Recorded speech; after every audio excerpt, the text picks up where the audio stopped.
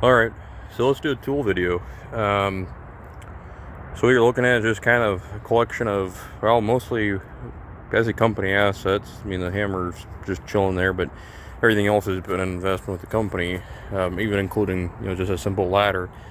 So this I just picked up. This thing I'm super happy with. This is a Sasquatch skill saw.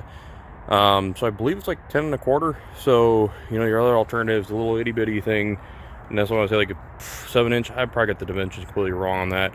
Um, I've gotten this saw I bought, but we've gotten other, little sidewinder saws and tools for free from customers. It's amazing until you're interested in something, and pretty soon things start to show up at your doorstep. But this I bought for it can cut. Basically, the big deal is it can cut a 4x4 in a single pass. It is a worm drive. I also bought this with the intention of it is a company asset for me, so I want to be able to put a concrete blade on it, because this thing I beat it wasn't this saw, but I've run concrete blades on this thing, and it's pretty handy, right? You can put a concrete blade in there, and you can cut some concrete, not to get the big gas powered saw. I've seen people retro water on these. That's a little bit scary. But I've been using this a little bit today. I was cutting the last of the rafters, common rafters. So I did like these with the Sidewinder, and I did these with the new skill saw, and I'm thoroughly impressed. I was a little bit scared, a little bit nervous about how big this saw is, but this foot is just like, you just can't beat it. I mean, it's stable.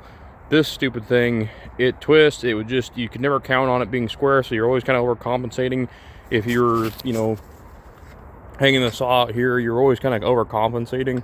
So that was kind of this was a big step up.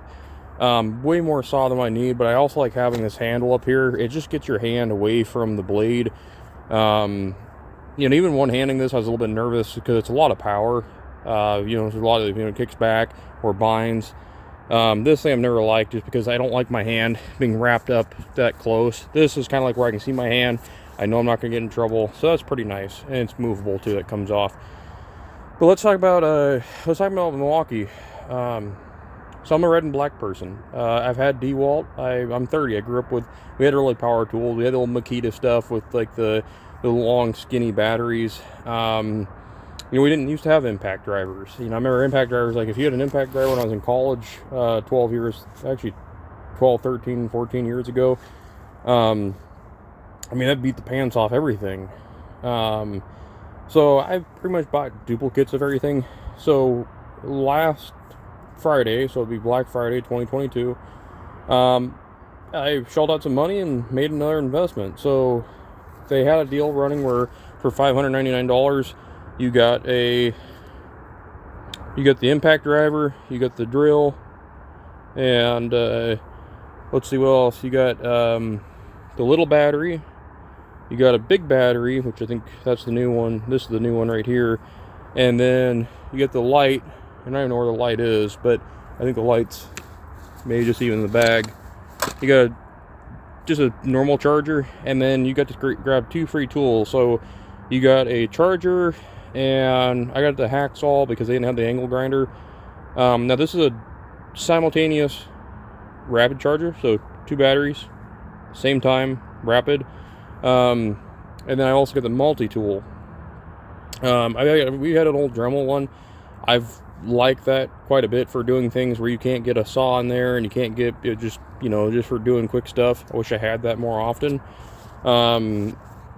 Mine is having to replace the blades. Those are just, God, it's like buying blades for saws. It just kills me.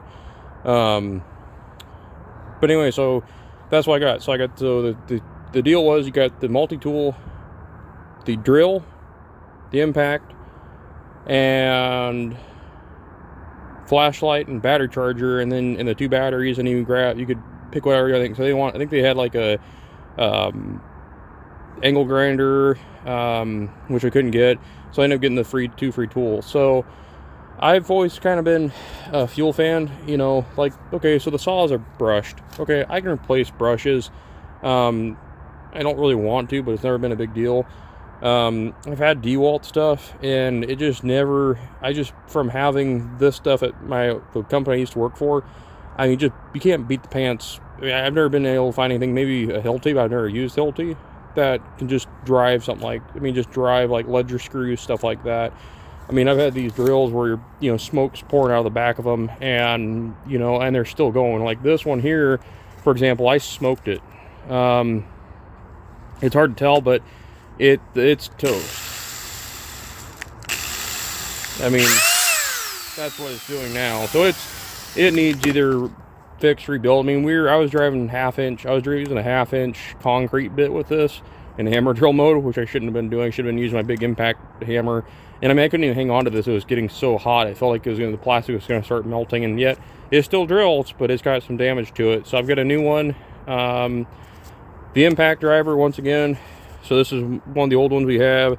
I mean, this poor thing, I mean, it's been dropped. I mean, we just beat the crap out of it. I mean, this thing, just like this, the hacksaw, one-handed sawzall, this thing's awesome. But once again, we beat the crap out of these tools. And half the time, like, this will sit outside. Don't leave your battery chargers outside. They'll get ruined. Found that out the hard way. But the hacksaw, the impact, I mean, we beat the crap out of them. I mean, for example, so this cordless sawzall I've had for, I think I've had that impact driver and that drill for, I think we bought those in 2019 or 2020, so it was about 3 years old. This I bought in about 2018 or 2019. I think it was end of 2018. And so the deal with this is the chucks are rusted up. So this literally sat on my table up in front of my 69 Ford, and this thing's been sitting outside for 2 years, and I didn't know if it was going to work. But I was like, well, if we're going to make a video talking about Milwaukee, let's just see what it does. I mean, and that's what the blade looks like. So I can't even change the blade because this thing's completely rusted up. It's still just as strong and powerful as the day I set it outside. Don't suggest doing that with your tools, but if my tools can't, Pacific Northwest, we get rained on. I can't be constantly worried about, you know, making sure that everything stays absolutely perfectly dry. But, you know, so I'm a red and black fan through and through. I've had their Milwaukee vacuums. Never had, I mean, I burned one of those up. I mean, we've had those things pumping water out, you know, things smoking. They never fail, per se, for price point. Now, this video is getting kind of long, but let's talk about comparison. So my wife has a woodworking company, and at first, you know, she's like, well, I don't have a bunch of money to spend on tools. I mean, because we're probably looking at $300. I have had 2 separate batteries and the charger for this, say $200. The stuff I bought the other night was $599. You know, I just spent this year on new batteries, so that was a couple $100. So you're talking, what, 300, 500, 1,000, 1,200, you know, $1,200, $1,400 in tools. But minus the drill, which was my fault. I've never had any issues where I've had to warranty anything. I've had one battery that had warranty, and my supplier did it because they're a Milwaukee rep. Now I will say, if you're buying anything from Home Depot and you don't have the receipt, you will probably have a really hard time warranting anything for obvious reasons, because they don't want to deal with any extra cost if they're not the ones that originally sold it. Warranty process, you know, it's not free for somebody. But my wife, for example, has Ryobi, and, you know, she had a scroll or a jigsaw. It stopped working, and I mean, it was supposed to be like a soft start. So, all right, so we were talking about warranty process, talking about Danica's tool. So she had a jigsaw that we had to warranty because it didn't soft start, and so we just took it up to Home Depot. And since, as far as I know, from my understanding is, Home Depot only sells Ryobi. They just took it in as, okay, it's still under warranty, and, you know, took it in. Now, she's had the battery charger do that. I think she's had a couple batteries do that. She's had the drill just completely stop working.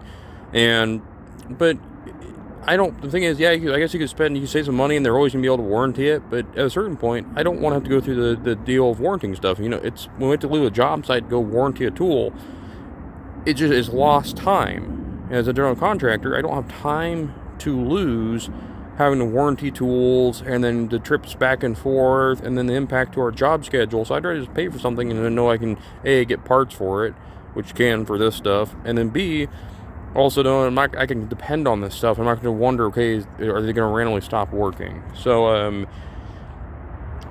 you know, everything we've bought, it's always an investment to me. It doesn't matter, like I said, if it's that ladder. It doesn't matter if it's whatever it is. It's always an investment. And, you know, it's like somebody said, you know, talking about like dollar stores, that sort of thing, where budget, or I don't know. You know, I'm too poor to buy cheap things. Same thing here. Some of our tools are used because, well, sometimes older tools lasted longer. You know, and I'm always critical of, you know, anything that's got electronics in it. When are electronics going to fail? What are we going to do? But minus the drill, which I fried, all the stuff's still going. So, take it for what it is.